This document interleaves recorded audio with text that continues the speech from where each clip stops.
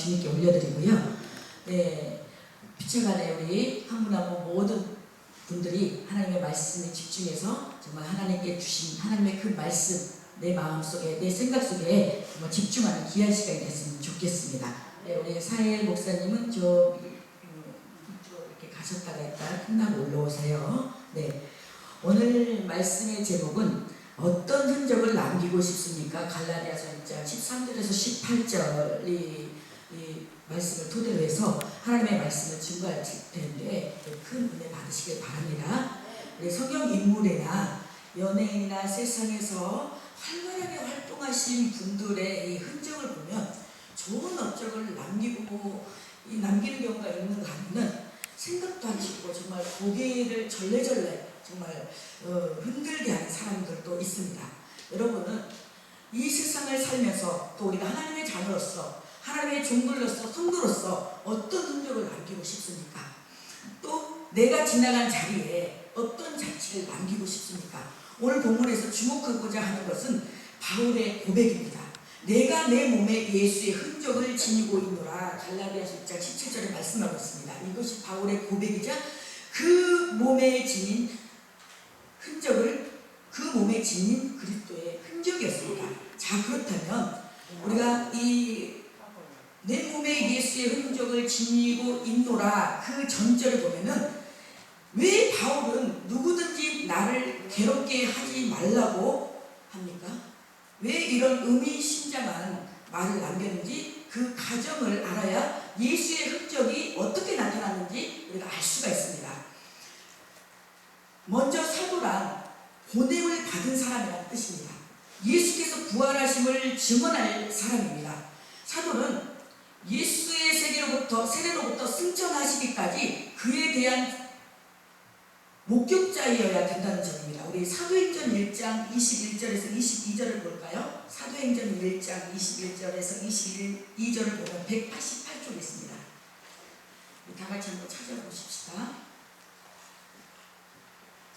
사도행전 1장 21절에서 22절 보면은 우리 다 찾으셨으면 한 목소리로 읽겠습니다. 시작. 이러함으로 요한의 세례로부터 우리 가운데에서 올라오셔 가신 날까지 주 예수께서 우리 가운데 출입하실 때에 항상 우리와 함께 다니던 사람 중에 하나를 세워 우리와 더불어 예수께서 부활하심을 증언할 사람이 되게 하여 하리라 하거늘. 이런 표준을 가지고 말할 때 바울은 사도의 자격이 됩니까? 여기서 우리가 주목해야 될 것은 우리 또한 저와 여러분들도 자격 없는 우리가 예수님의 은혜와 사랑으로 하나님의 종으로 하나님의 자녀로 하나님의 일꾼으로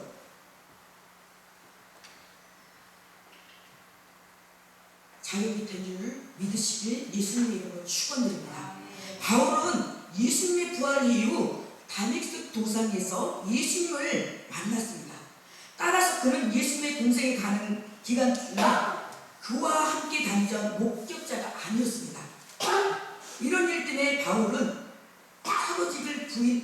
바울의 사도직을 부인하는 일이 있었는데 그러나 하나님은 인정했습니다. 바울은 내 몸에 예수 그리스도의 흔적을 지니고 산다고 말했습니다.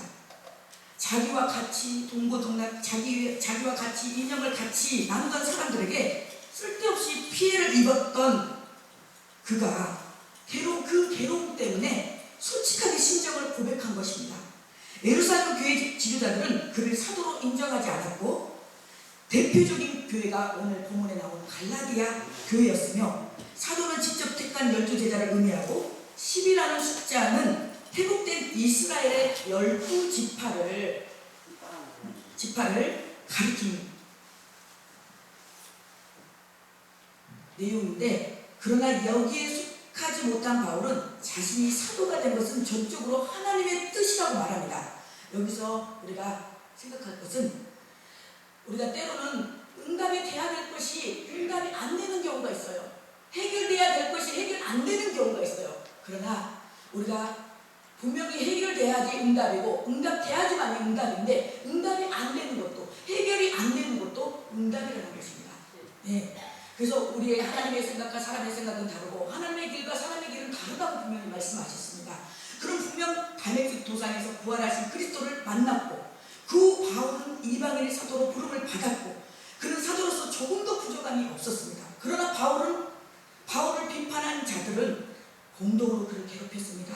그러나 어떤 자들은 그를 협작꾼이라고 말하고 그가 전하는 복음은 사기교 위증이라고 몰아붙였습니다. 우리가 십자가를 바라보는 것이 아니라 우리가 짊어져야 하는 것입니다. 이러한 냉혹한 비판과 배신과 오해 속에서 그는 견딜 수 없는 괴로움을 맛보았고 이거 당해보지 않는 사람은 모릅니다. 당해본 자만이 당한 자만이 이 사도 바울의 심정을 우리가 헤아릴 수 있겠죠. 이러한 가슴 아픈 심정을 갈라디아 교회들에게 말하면서 더 이상 나를 괴롭게 하지 말라. 자기 어떤 명예나 자기를 어떤 부분에서 자기를 무시한 그 부분이 아니라 하나님의 복음을 전하는데 그 복음으로 인해서 복음이 손상되지 않기 위해서 하나님을 손상되지 않기 위해서 자기를 괴롭히지 말라고 합니다. 그리고 내 몸에 예수 그리스도의 흔적을 가졌다고 고백합니다. 우리는 오해를 받고 비난을 받을 때 때로는 상대방을 위해서 욕짓도 하고 심지한탄도 하고 맞대응할 때도 있습니다. 때로는 또 드러내거나 오히려 적반하장으로 나를 드러내고 나타낼 때가 또 표시할 때가 과시할 때가 있다는 말입니다. 그러나 바울은 그렇게 하지 않았습니다. 바울의 몸에 새겨진 예수 그리스도의 흔적은 도대체 무슨 의미가 있는 것입니까? 첫 번째로 예수의 흔적, 스티그마타, 주님의 성령이라고 말하죠. 신약 성경의 이곳에 단 한 번밖에 나오지 않는 이 단어 스티그마타, 소나 양에게 낙인을 집혀서 소유주를 나타내거나 종이 특정한 주인의 소유임을 나타내기 위하여 자국이나 소인을 찍는다는 것을 의미합니다. 이 말은 그리스도 때문에 당한 상처 혹은 자국이란 말로 보는 것을 볼 수가 있습니다. 바울은 내가 그의 복음을 위해 이렇게 고난당하며 상처 있고 흔적을 남기며 살아왔는데 왜 나의 사도직을 부인하느냐?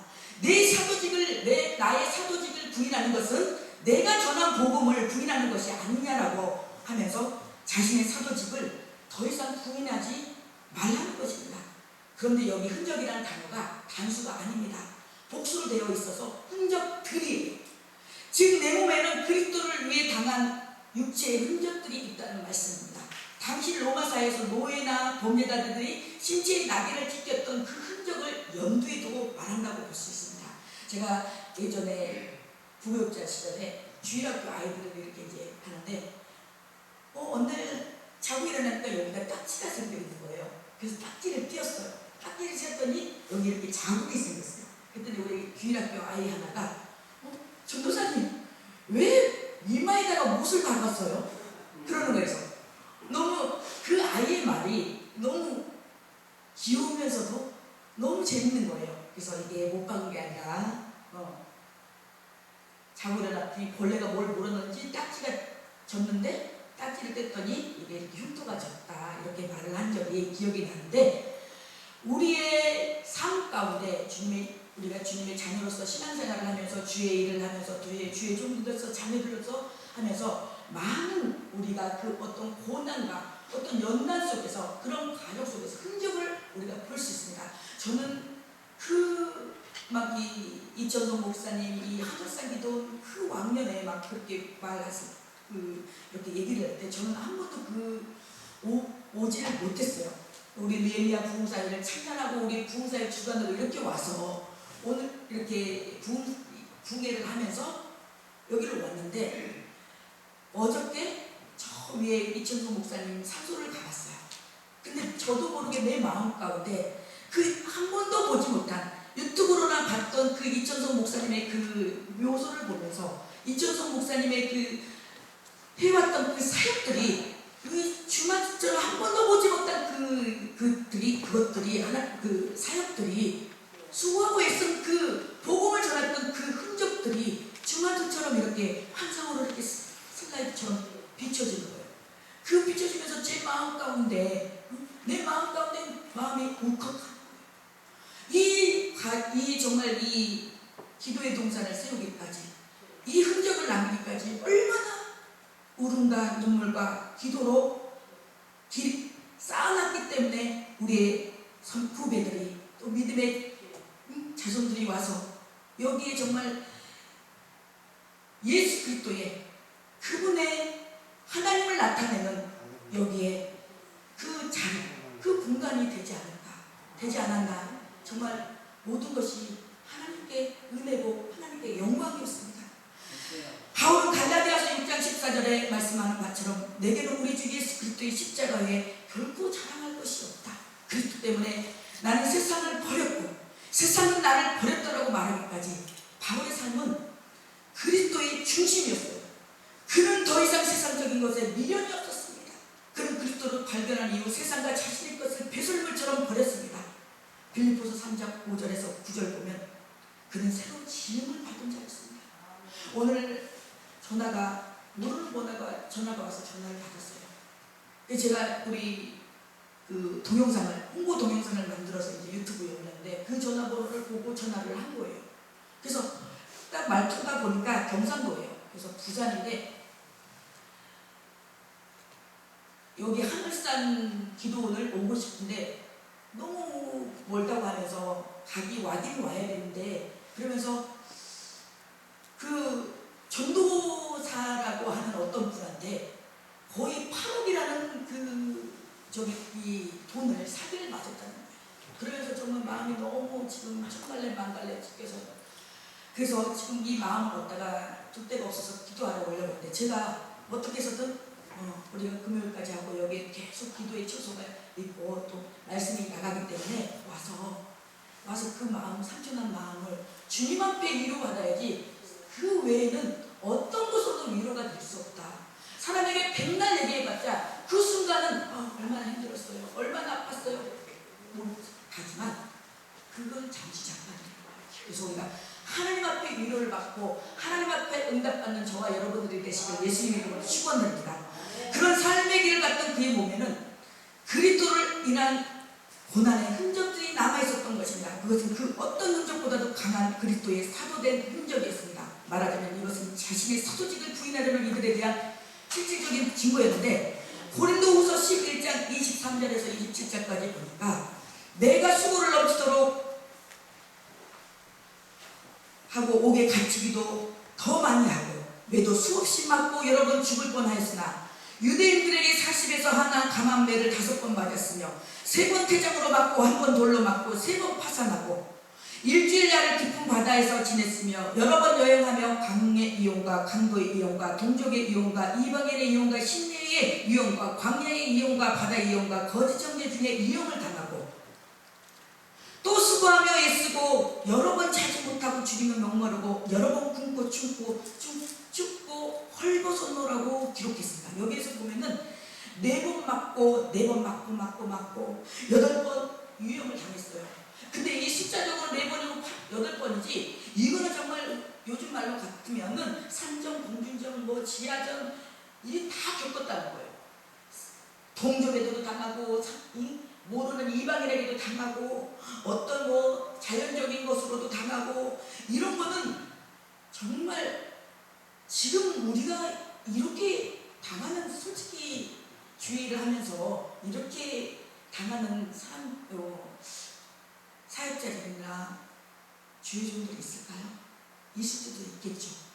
그러나 저는 그래요. 우리 강성 목사님들이나 우리 목사님들에게 우리가 여기 길어야 3박 4일이고 4박 5일이다. 때로는 제가 우리 느헤미야 봉사회를 지금 딱 5월달이면 2년인데 쭉 24회 지금 25 여기 하늘산 25차를 거쳐오면서 여기 기도는 이런 흔적들이 있었고 저 기도는 이런 흔적들이 있으면서 때로는 어떤 기도는 시설이 잘 돼 있는 기도는 있는가 하면 어떤 시설은 정말 숙박이 제대로 되지 않는 시설도 있어요. 막 냄새나 어떤 겨울에는 정말 그런 부분이 있어요. 그래도 이 사도 바울에 비하면 정말 생활의 피 아닙니까? 잠깐 여기 맨날 그렇게 생활하는 것도 아니고 잠깐 와서 그 1시간, 그 하룻밤, 그 3일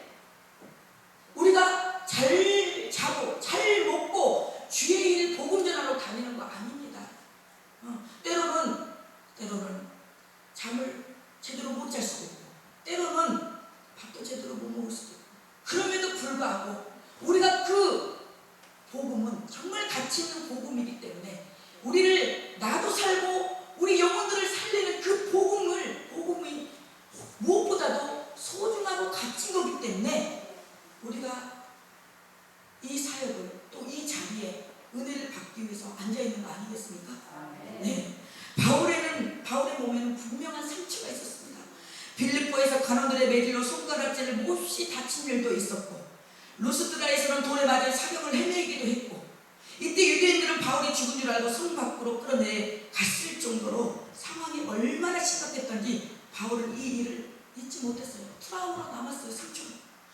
박해를 받은가 고난과 또한 안디옥과 이고니온과 루스드라에서 당한 일과 어떠한 박해를 받은 것은 내가 과연 보고 알았거니와 주께서 이 모든 것 가운데서 나를 건지셨느니라. 디모데후서 3장 11절에 말씀하고 계십니다. 그는 사경을 헤매는 심한 구타를 당한 것인데 그에게는 깊은 상처가 있었고 그것은 그리스도의 사랑의 흔적이었어요. 그 흔적은 육체적인 흔적을 말할 뿐만 아니라 그리스도와 연합한 삶의 실천적인 의미로 수많은 고난에 동참하였던 것을 말합니다. 고난과 박해 속에서도 끝까지 예수를 따랐다는 사실을 나타내는 것입니다. 이런 흔적을 가졌다는 사실은 그는 말하고 있는 것입니다. 그의 상처는 그리스도를 향한 사랑과 섬김의 표시였습니다. 우리가 사랑하면은 뭐든지 정말 우리 말 있잖아요. 좋으면 간도 쓰게도 빼서 다 주변다. 근데 우리가 사랑과 관계 속에서도 그런데 우리 주님은 나를 위해서 십자가에 갈보리 언덕에서 십자가에 못 박혀 돌아가셨어요. 아무 죄도 없는 그분이 우리를 위하여 뭐가 아깝고 뭐가 배제될 게 있어요. 그런 것을 생각한다면 정말 우리는 주님 앞에 빚진 자입니다. 주님 앞에 복음으로 빚진 자입니다. 우리 찬양 한 장하고 말씀 전하도록 하겠습니다.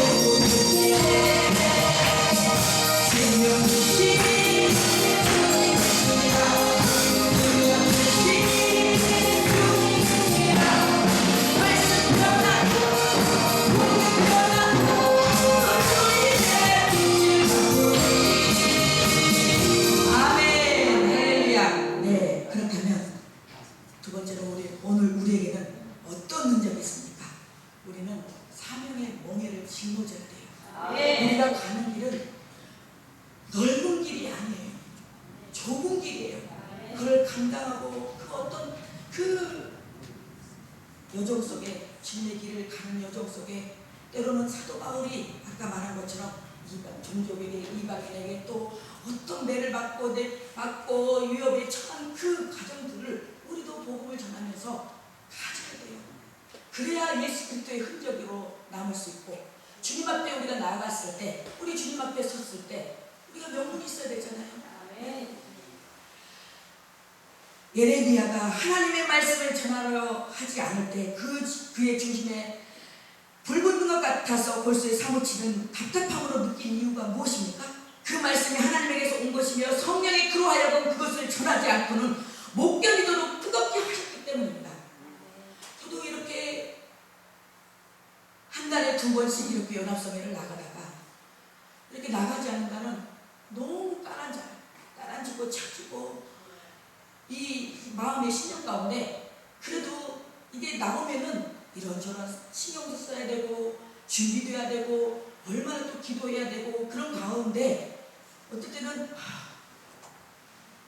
정말 포기하기도 싶고 내려놓고 싶을 때도 있지만 그래도 그 어떤 신경 쓰는 그런 것보다 차라리 신경 쓰더라도 나가서 하나님의 복음을 전하고 하나님과 더 그런 속에서 그걸 놓고 하나님 앞에 더 기도하는 것이 더 하나님 앞에 나 자신을 위해서도 하나님 앞에 더 값지더라는 얘기예요. 그래서 그걸 더 그냥 하나님 앞에 감사하고 무릎 나와서 이렇게 하다 보면은 얼마나 이 마음 가운데 이것을 끝나고 마치고 간 날은 너무너무 내 마음에 말할 수 없는 이 기쁨과 정말 이 감격이 정말 하나님으로부터 하늘에서부터 내려오는 그 은혜가 정말 내 심령 가운데 내 마음에 있는데 그 기쁨은 세상에서 주는 기쁨이라고 견딜 수가 없습니다. 네. 그래서 따라서 우리가 하나님께 인간을 구원하시는 사역에 있어서 소명이 차지하는 비중은 실로 중대한 것이면서 그리고 하나님은 구원의 역사를 위하여 그분의 일꾼을 불러 세웁니다. 갈라디아서 1장 15절에 바울은 어머니 때로부터 나를 부르시는 하나님이라고 했으며 자신의 신분을 밝히기를 그리스도의 예수의 사도로 부르시는 이분 자라고 말했습니다.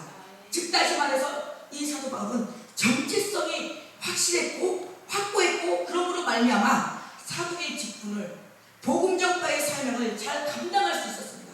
그래서 우리는 내 자신이 내 정체성 나의 신분을 당당하게 말할 수 있어야 되며 우리가 그 신분, 그 정체성을 확고히 갖고 있어야 돼요. 이거 다 여기 찔듯 저기 찔듯 내 생각 가운데는 내가 이 사역도 하고 저 사역도 하고 많이 하는 것 같아요. 그러나 우리 하나님 저도 그래서 한때는 오란대로 갔어요. 내가 찾아도 다녔어요. 근데 시간이 지나고 하나님께서 저에게 주시는 그 하나님의 저에게 주시는 감동은 주의 하나님의 많이 한다고 하는 게 아니다. 정말 하나님의 부르심 속에서 그곳에 하나님께서 그 뜻하신 그곳에서 그 사명을 잘 감당하고 마치고 났을 때 또 하나님께서 그 다음 또 패턴 다음 사역지로 또 인도해 주시고 저도 사역이 하려면은 우리 교단에서도 그렇고 많은 사역이 들어와요.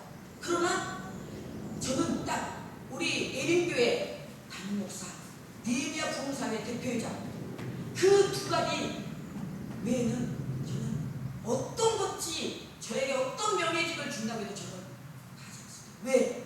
내가 그 외에 여기저기 이렇게 하다 보면은 이게 사역이 흐트러져요.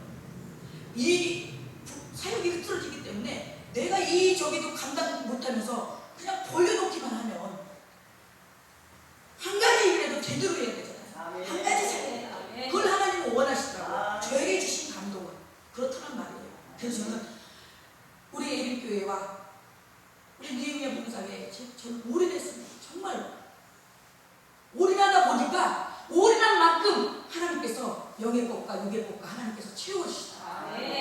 하나님께서 정말 하나님의 방법으로 하나님의 타이밍에 기가 막히게 하나님께서 일을 하시더라고요. 그래서 우리가 바울이 벗어버릴 수 없는 사명이 모태로부터 이미 받았다는 그 신념이 있었다는 것이며 다시 바울은 하나님의 말씀에 붙잡혀 복음을 증거했다고 했습니다.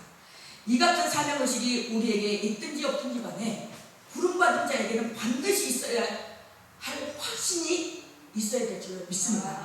바울은 빌립보서에서 고백하길 내가 지금까지 가볍게 생각하던 모든 것을 예수를 알고 난 뒤에는 분투와 같이 여겼다고 고백했고 이 세상에 무가치한 것을 무가치한 것으로 깨닫는 것이 가치 있는 것이요 가치 없는 것을 가치 있는 것으로 붙잡고 있는 것이 무가치한 일이며 사명자는 언제나 예수 그리스도를 최고의 가치로 생각해야 될 줄로 믿습니다. 아멘. 엄청난 하나님의 은혜를 또 하나님의 영광을 받은 이사야가 화로가 나여 망하게 되었도다 라고 말씀합니다. 망하게 되었다는 자신을 자각하는 데서부터 사명이 시작되더라는 말입니다. 보여지는 것은 의식하지 말고 하나님을 우리가 의식합시다. 지금도 어느 곳에서 정말 습기 많은 지하에서 하나님의 존재에서 눈물로 기도하는 주의 종들이 있기 때문에 빛도 없이 이름도 없이 그런 주의 종들이 주의 목회자들이 있어요. 그분들 때문에 지금까지 그래도 우리 한국교회가 있긴 않나 생각해 봅니다. 우리는 이 시대를 부름받은 사명자로서 이 시대 천대받는 사람들이 친구가 되어 그들과 함께 천대를 받으며 그 푸대접에 지지 말고 그들의 냉대 저편에 있는 하나님의 위로와 평강을 알려주어야 할 것입니다. 저는 이 부천에 그 소사요 부근에 이렇게 교회라는데 거기는 교회 주변에 장, 도살 이런 또 무슨 이 사이비 이런 어떤 이 이단들 그 것들이 많이 있는 동네예요. 그러다 보니까 서민층들이다 보니까 동산역소에서 놀러 간다고 이렇게 좀 도와달라고 쌀 받으러 오고 그래요. 그런데 정말 그분들이 정말 쌀이 없어서 받으러 오는 것일까요? 돈이 없어서 돈 받으러 온 걸까요? 아니에요. 그렇지 않아요. 그 사람들 돈도 있고 쌀도 있어요. 다 여기 이렇게 들어와요. 그런데도 교회이기 때문에 예수님의 이름으로 하나님의 이름이 있기 때문에 그들에게 쌀을 주고 또 구제를 하고 있죠. 우리는 사명자로서 그리고 그리스도의 이름으로 영혼들의 삶의 한복판에 가난과 소외로 말미암아 고통을 당하는 그들과 함께 괴로워하며 이 물질적인 가난과 어둠 속에 전혀 색다른 하나님의 부여가 기다리고 있음을 알려주어야 할 것입니다. 우리는 사명자로서 그리스도의 이름으로 여러 교회에 만난 강도 만난 사람들처럼 육체적으로 신음하는 이 땅의 영혼들과 하나 되는 삶, 진정으로 인간다운 삶을 나누기 위하여 우리의 육체가 다 세상하고 죽어버린다 해도 오히려 영혼이 죽지 않은 영혼의 가치와 그 생명이 우리에게 내재되어 있음을 인지할 수 있어야 할 것입니다. 사명자의 결단은 어떠한 힘으로도 차단할 수 없습니다. 사명자는 내 사명이 끝나지 않는 것은 결코 죽지 않습니다. 우리가 예수의 제자가 되는 것은 전적으로 타인을 위한 희생적인 삶에서 비롯되며 십자가의 정신으로 가진 자만이 타인의 인격으로 소중히 대할 수 있으며 적어도 사람의 소리로 외면하지 않고 깊은 이해와 애정을 가질 수 있다고 믿고 싶습니다. 세 번째로 마지막으로 저와 여러분은 한 세계를 살아가면서 어떤 흔적을 남겨야 할까요? 세상에 보기에는 십자가는 연약함과 불행의 상징이었지만 바울에게 있어서는 자랑이었습니다. 그의 생애 소원은 오직 하나 그리스도였습니다. 사는 것이 그리스도니 죽는 것도 유익하다고 했습니다. 이제는 내가 사는 것이 아니고 내 안에 그리스도가 사는 것이라고 했습니다. 박해를 피하기 위해 십자가는 부끄러워하면서도 할례를 자랑하는 율법주의자들의 삶과는 대조적인 것이었습니다. 저에 대한 간증을 짧게 하자면 저는 전라도 완도라는 그 섬의 조그만 섬에서 태어났어요. 태어나니 저희 집안은 구슬 1년에 몇 번 하는 집안이었고 그것도 막 정말 큰 굿 그리고 또 바다에 있기 때문에 용양 뭐 바다에 가서 하고 초등학교 때까지 그 시골에서 있다가 중학교를 나가면 나가야 돼요.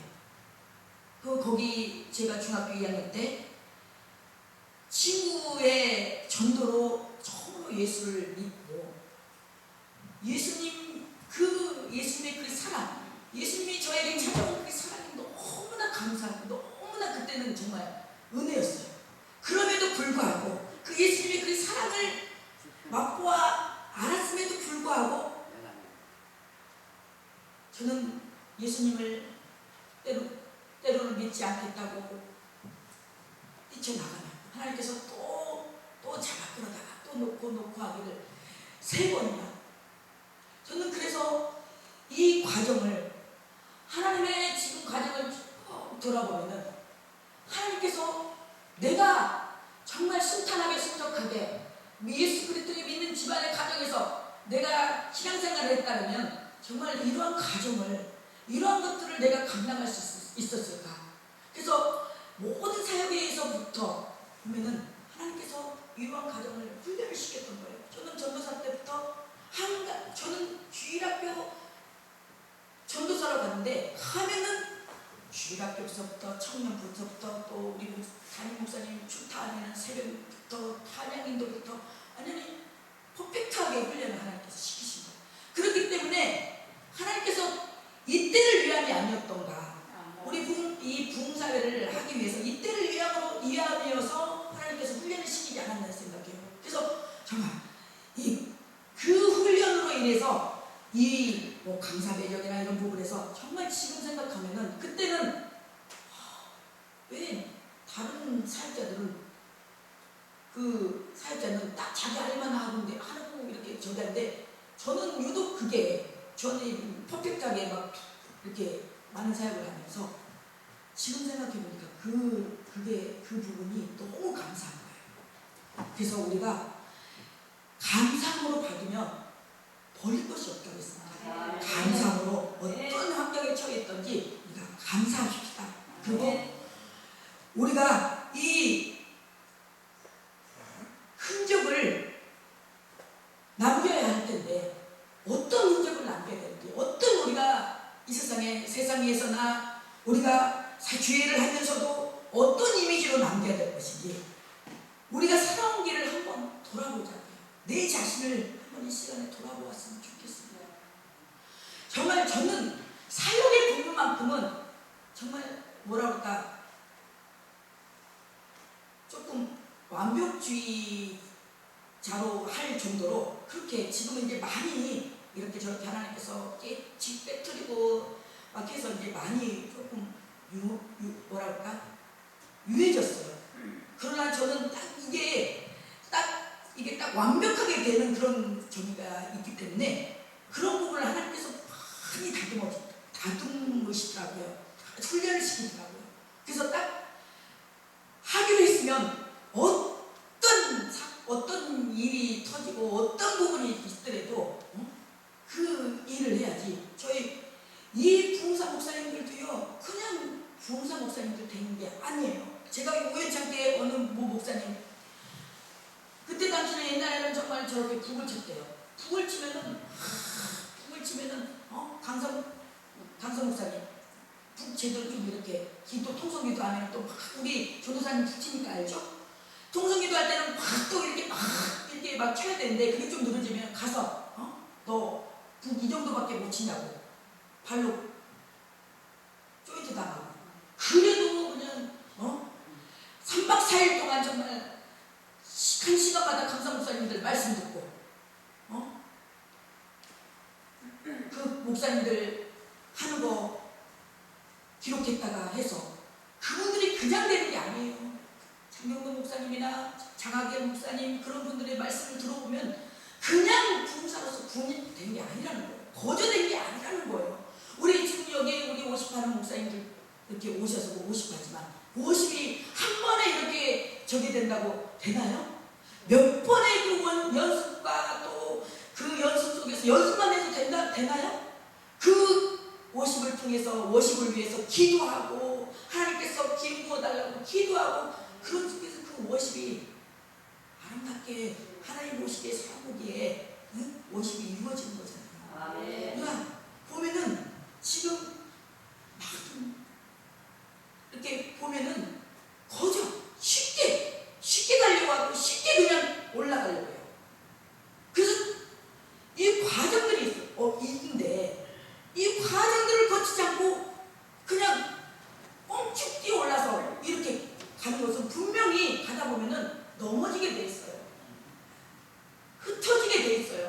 그리고 단단하게 어떤 기반이 기초가 없기 때문에 넘어지게 돼 있어요. 그러나 차곡차곡 그 과정이 좀 더딜지라도 차곡차곡 그 과정을 거쳐 밟아야 된다.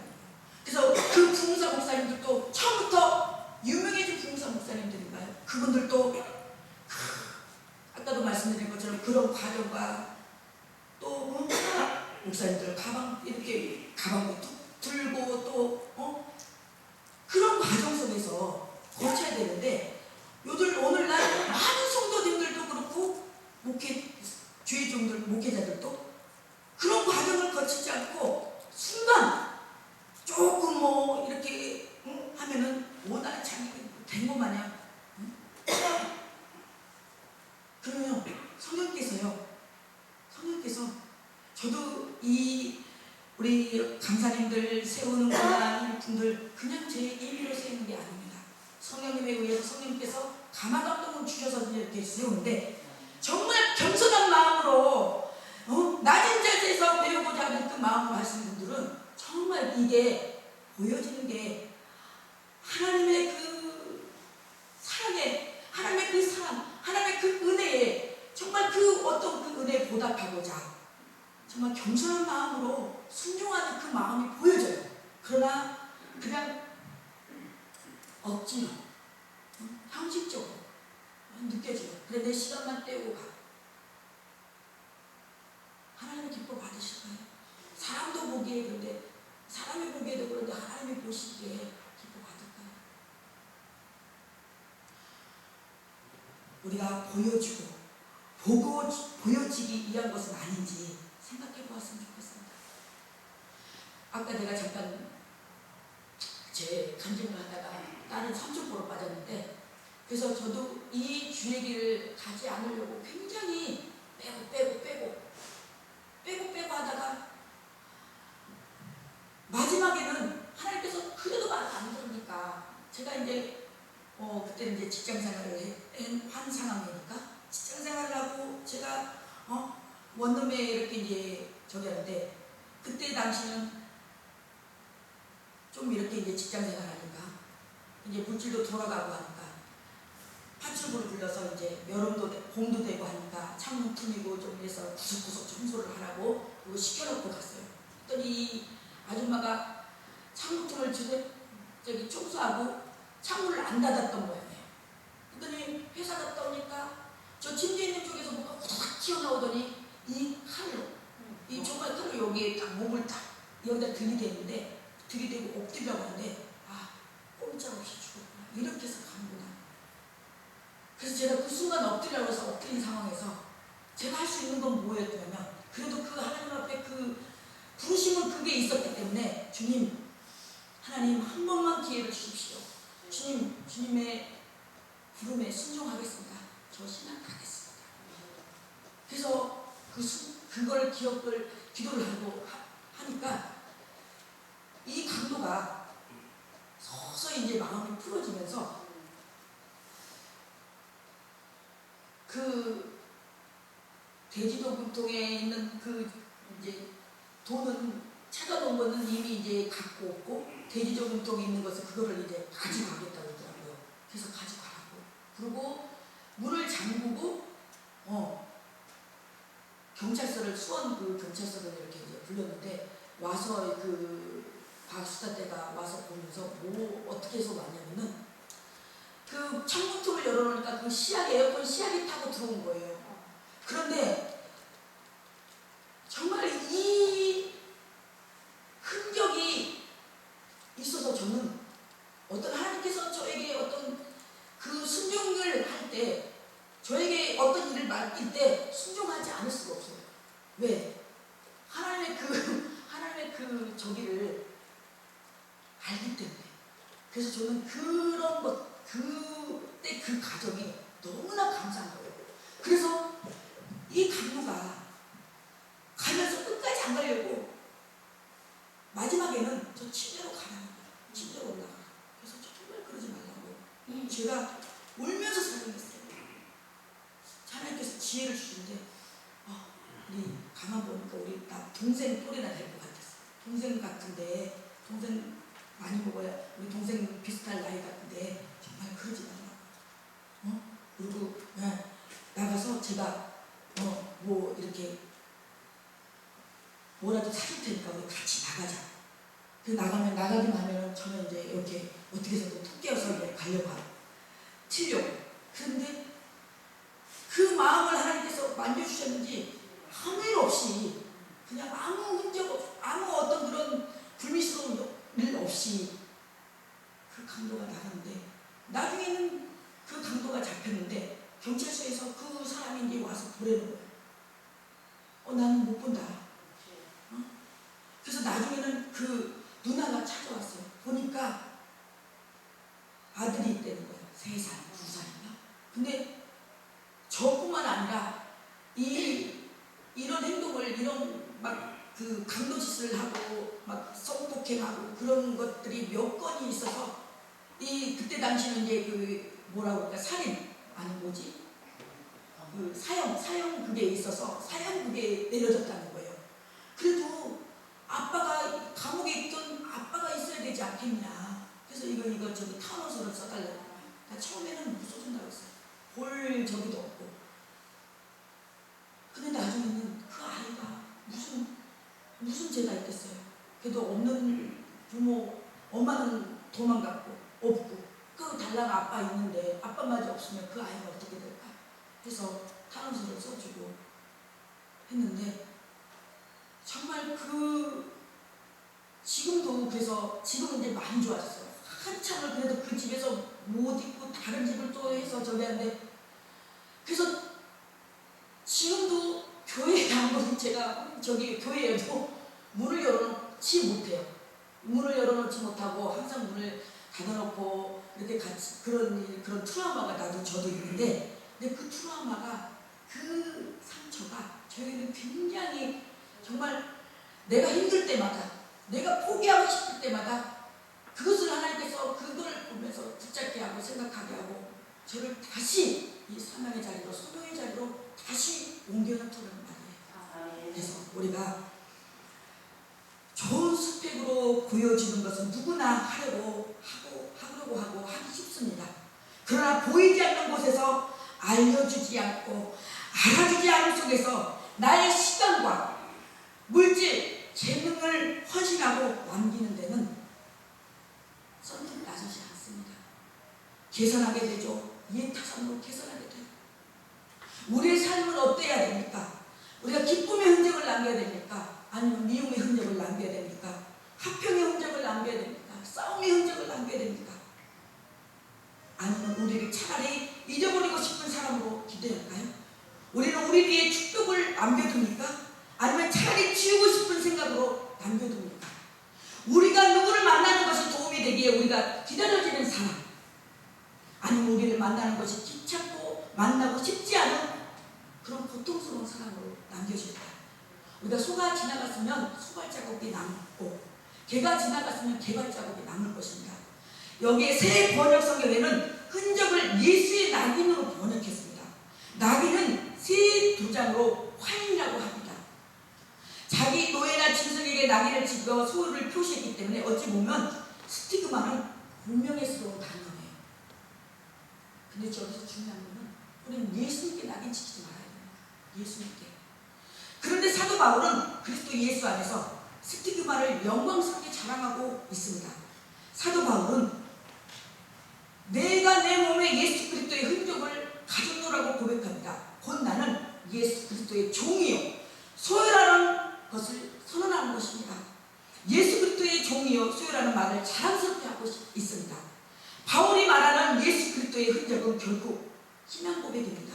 곧 예수 그리스도를 주로 시인하는 것입니다. 그리스도인은 소속감이 분명해야 합니다. 우리는 이 땅에 살고 있으나 우리는 하늘의 시민권을 가진 자들입니다. 우리가 살아도 주를 위해서 살고 죽어도 주를 위해서 살아야 됩니다. 이런 신앙 고백이 있어야 하는데 이것이 예수 그리스도의 흔적입니다. 네, 이 찬양 더러 이것을 찬양 하나 하겠습니다. 그리고 마무리 짓겠습니다.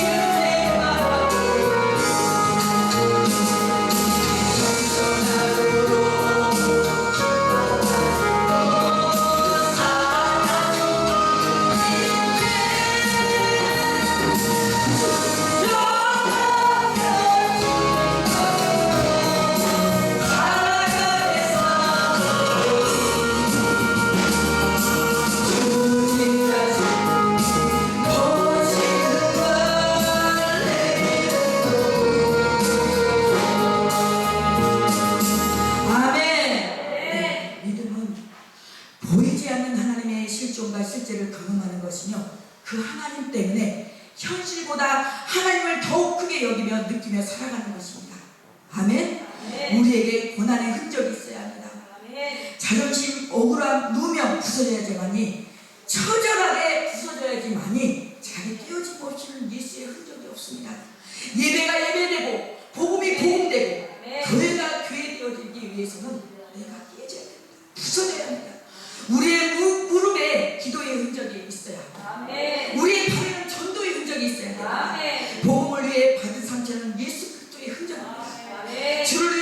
주를 위해서 일하다가 받은 상처는 예수 그리스도의 흔적이며, 우리 모두 주님 앞에 섰을 때 나는 예수 그리스도의 종이라 자랑할 수 있고 담대히 전할 수 있는, 또 좁은 길로 마침내 정말 승리하는 주님 나라 가는 그날까지 코란되어 하나님 앞에서 정말 부끄럽고 떨림으로 부끄러움 없는 저와 여러분들이 계시기를 예수 그리스도 이름으로 축원드립니다.